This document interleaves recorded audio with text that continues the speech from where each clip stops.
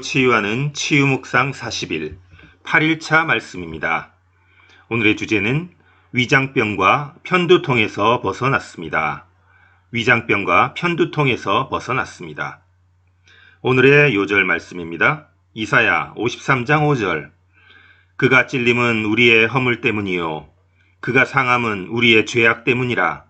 그가 징계를 받음으로 우리는 평화를 누리고 그가 채찍에 맞음으로 우리는 나음을 받았도다. 아멘. 복음의 신조라는 책을 지은 최순애 목사의 간증을 오늘 나누도록 하겠습니다. 최순애 목사는 어려서부터 몸이 약한 편이었고 결혼 후에도 위장병과 편두통을 늘 달고 살았습니다. 항상 진통제를 가지고 다니면서 증세가 심해지면 약을 꺼내 먹고는 했습니다. 그러다가 최순애 목사는 오늘 읽은 말씀 이사야 53장 5절을 통해서 죄와 질병의 값이 이미 지불되었다라는 것을 깨닫게 되었습니다. 예수님을 믿고 마음으로 영접하는 순간 우리가 죄사함을 받고 구원을 받은 것과 마찬가지로 예수님께서 채찍에 맞으심으로 나는 나음을 받았도다. 이 말씀을 내가 믿음으로 받아들인다면 그 순간 치유를 얻겠구나. 내가 죄사함을 받아들이는 순간 죄사함이 사해졌듯이 내가 채찍에 맞음으로 치유되었다는 것을 받아들이는 순간 내가 치유되겠구나 라는 믿음이 생겼습니다. 그래서 최순애 목사는 편두통을 해결하기 위하여 스스로 자신의 머리에 손을 얹고 이 시간 이후로 이 질병이 내 안에 머물러 있는 것을 허락하지 않는다라고 선포했습니다. 그런데 이렇게 선포하고 나서 바로 나았을까요? 아니면 낫지 않았을까요? 바로 깨끗하게 나았으면 얼마나 좋았겠습니까? 그러나 믿음으로 그가 채찍에 맞음으로 우리는 나음을 받았도다. 내 편두통은 다 사라졌도다. 라고 선포했음에도 불구하고 편두통의 상황은 전혀 달라지지 않았습니다. 그래도 최순애 목사는 십자가에서 이미 이루어진 속량의 은혜를 붙들고 흔들리지 않고 계속해서 자기가 편두통과 위장병에서 벗어났다는 것을 선포했습니다. 하루, 이틀, 3일, 4일, 날짜가 지나도 편두통과 위장병은 여전히 있었지만 그녀는 믿음에서 결코 물러나지 않고 흔들리지 않았습니다. 며칠이 지났는데 뒤를 돌아보니까 내가 약을 먹지 않았는데 어려서부터 알았던 그 위장병과 편두통이 어느 날 다 사라진 것을 발견하였습니다. 믿음으로 계속 선포하고 믿음으로 그 말을 간직하고 내가 병이 나았다는 것을 계속 선포했을 때 위장병과 편두통에서 최순애 목사는 벗어날 수 있었습니다. 그런데 한 번 병이 나았다고 해서 재발되지 않는 것은 아닙니다. 그 후에도 한 번씩 다시 두통이 오고 위장병이 올 때가 있었습니다. 그럴 때 내가 나은 줄 알았는데 아니었구나 라고 생각하면 질병에게 다시 내 몸에 들어올 수 있는 문을 열어주는 것입니다. 내가 아무리 다시 찾아와도 나는 문을 열어주지 않는다. 나는 너를 인정하지 않는다. 너는 내 안에 들어올 수 없다. 최순애 목사는 거듭해서 선포를 했습니다. 이런 고백을 유지하면서 질병을 대적하고 증상이 나에게 나타난 것을 거절했습니다. 그리고 첫 번째 치유를 경험한 이후에 이렇게 선포할 때 두 번째 치유도 계속 경험할 수 있게 된 것입니다. 이후에 최순애 목사는 감기와 같은 일상적인 질병은 거의 걸리지 않게 되었고 가끔 증상이 찾아오더라도 믿음으로 대적하게 되었습니다. 그래서 최 목사는 말씀 고백을 통해 신선한 건강을 오늘날까지 누리며 살고 있습니다. 지금도 목회 활동을 열심히 하고 매주 유튜브로 설교 방송도 올리고 건강하게 살아가고 있습니다. 사랑하는 성도 여러분, 만약에 여러분이 기도를 통해 치유의 은혜를 경험했는데 다시 질병이 재발된다면 어떻게 해야 하나요? 사실 치유를 경험했지만 다시 재발한다는 보고가 70%에서 80%는 다시 재발한다는 보고가 있습니다. 왜냐하면 마귀는 치유의 은혜를 다시 도적질할 기회를 계속 우리에게 엿보고 있기 때문입니다. 야, 기도했다고 낫냐? 날 때 됐으니까 난 거야. 어쩌다 보니까 난 거지. 계속해서 이렇게 마귀는 우리에게 속삭입니다. 많은 그리스도인들이 이러한 마귀의 유혹에 어떻게 대처해야 할지 잘 모릅니다. 그래서 만약에 치유의 은혜를 경험하고 말씀으로 물리쳤는데 다시 질병이 재발된다면 곧바로 기록된 말씀으로 질병을 거절하십시오. 그래서 예수님께서 우리에게 이렇게 말씀하시는 것처럼 예수님의 권면을 읽겠습니다. 시작. 부잣집 가정의 자녀로 태어나면 많은 혜택을 갖는 것처럼 너도 나 예수를 믿고 하나님 아버지의 자녀로 태어나면서 많은 혜택과 권리를 갖게 되었다. 아멘. 그렇습니다. 예수님이 주시는 그 많은 좋은 것들에 대한 혜택을 누릴 수 있는 것이죠. 예수님께서 십자가에서 이루어 놓은 구원, 즉 죄 용서함을 우리는 이미 얻었습니다.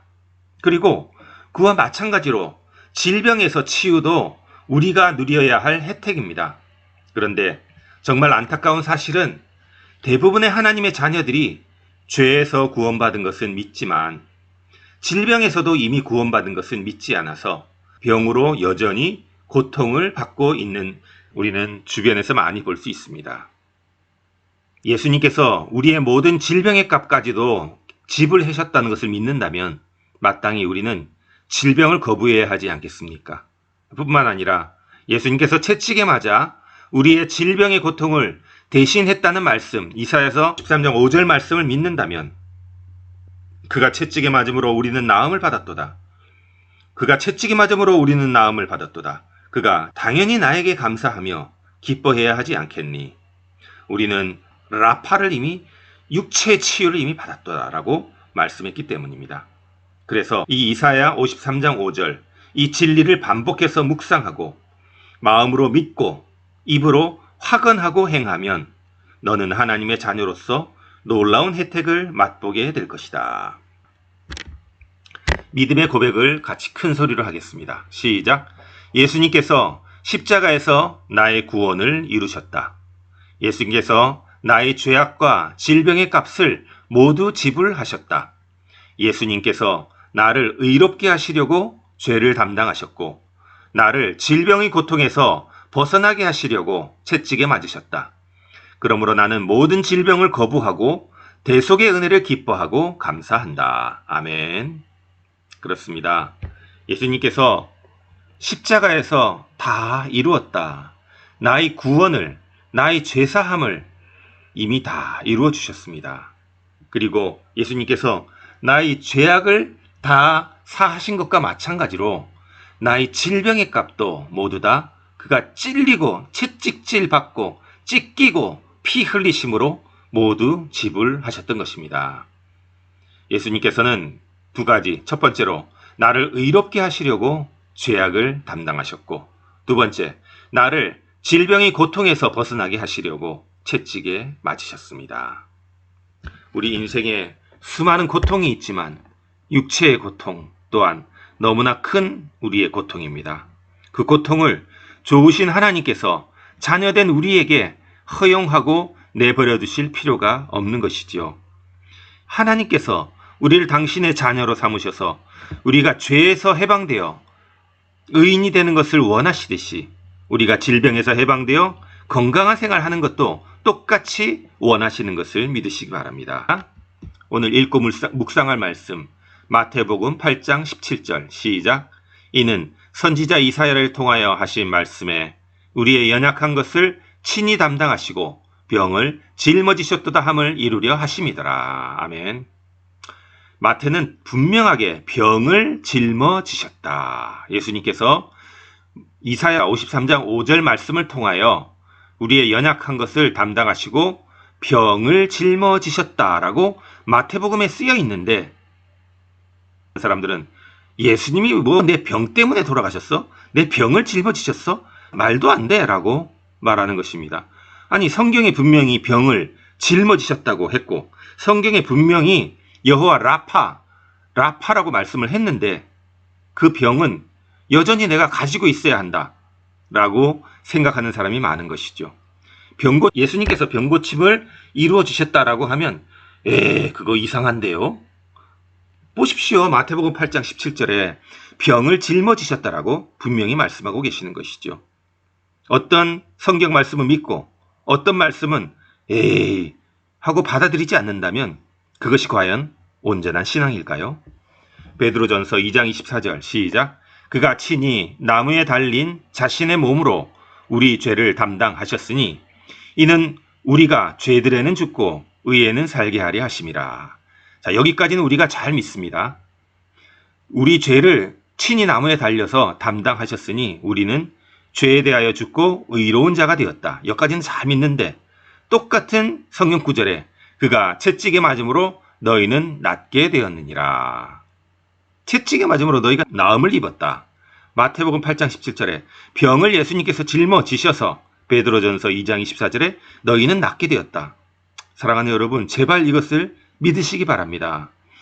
죄사함은 믿고 병 나은 것 성경에 아무리 써있고 아무리 가르쳐 주어도 믿지 않는 그것은 도대체 무슨 이유일까요? 우리는 복음의 말씀을 순전하게 믿어야 합니다. 복음은 1.1획도 틀린 것이 없고 온전히 성령께서 우리에게 주신 하나님의 말씀인 것을 믿고 우리도 지금 고통 가운데 있는 자가 있으면 내가 말씀으로 치유될 수 있다는 것을 믿고 나아가십시오. 물론 믿음이 연약한 자들은 병원에 가서 병원의 치료도 같이 동행하는 것도 좋습니다. 왜냐하면 의학과 병과 치유 역시 병원 역시 하나님께서 우리에게 주신 지혜로 하나님께서 우리에게 주신 능력으로 만들어진 것이기 때문에 병원과 약과 그리고 그런 수술도 다 선한 것이에요. 하지만 의술에만 매달릴 것이 아니라 먼저 예수님의 말씀을 믿고 먼저 하나님의 진리의 말씀을 믿는 믿음 하에서 병원에 가서 치료를 할 때 그 병은 급속도로 치유될 수 있는 것입니다. 물론 더 훌륭한 믿음, 강한 믿음을 갖고 있으면 처럼 수없이 많은 사람이 병원에 가지 않고도 낫죠. 그러나 아직 믿음이 연약하다면 병원 거리낌 없이 병원의 치유를 받으십시오. 그것도 하나님께서 귀하게 만들어주신 우리에게 주신 선물입니다. 그러나 가장 먼저 믿음의 말씀을 믿고 병원 치료를 받을 때 우리의 회복력은 30배, 60배, 100배로 늘어날 줄로 믿습니다. 그리하여서 죄사함과 병고침의 그 두 가지 기적을 우리 모두 체험하며 주님 안에서 행복하게 살아가는 우리 모두가 되기를 축원합니다. 아멘.